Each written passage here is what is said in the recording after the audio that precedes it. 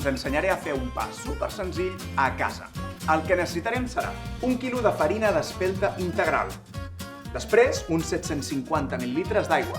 La massa mare. Amb uns 200 grams en tindrem suficient. En aquest cas, també és massa mare d'espelta integral. Però, si no, podeu utilitzar el clàssic llevat de fleca. Amb un gramet d'aquest llevat fresc n'hi haurà més que suficient. Per pastar començarem sempre barrejant senzillament tota la farina amb l'aigua. És molt important deixar-vos sempre una miqueta per rectificar, per si la humitat ambiental és diferent. La massa necessita que la treballis i la deixis reposar. Ella mateixa fa gran part de la feina. En aquest cas el que estem fent és barrejar l'aigua i farina, res més, fins que ja no trobem farina, fins que ja no en veus més. En aquell moment pots deixar de pastar. Deixarem aquesta massa reposant 15-20 minutets. I ella sola veureu com canvia completament de textura. És el moment d'afegir els altres ingredients.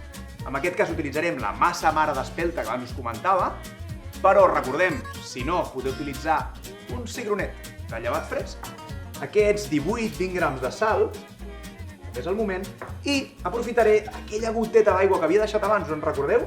Ens anirà perfecte per dissoldre una miqueta aquesta sal i treballar més còmodament. I de nou, amb la mateixa mà bruta, l'altra ben lliure, començarem a pastar.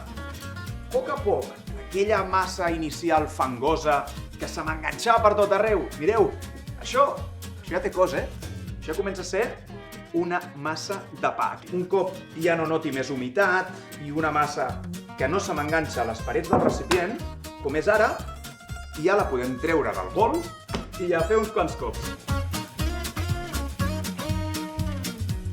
Ja podem deixar-la fermentar. D'això en diem fermentar en bloc, o primera fermentació. Tapadet amb un drap a una zona ben càlida de la cuina.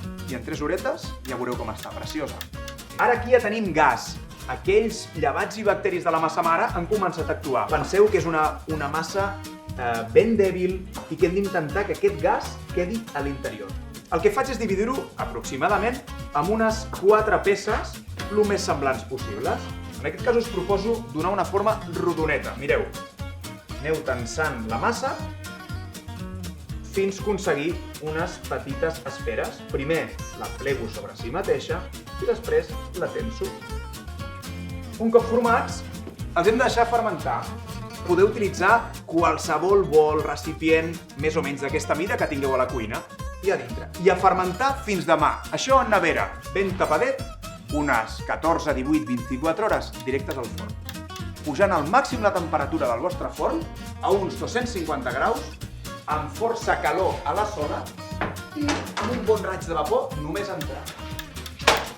Recordeu, hem cuit amb el forn a màxima temperatura, uns 250 graus a l'entrar, hem tirat un bon vas d'aigua per fer-hi vapor i després hem baixat la temperatura a uns 210-220 graus perquè el pa no se'ns cremi durant uns 50 minuts, una horeta. Anem a veure com està.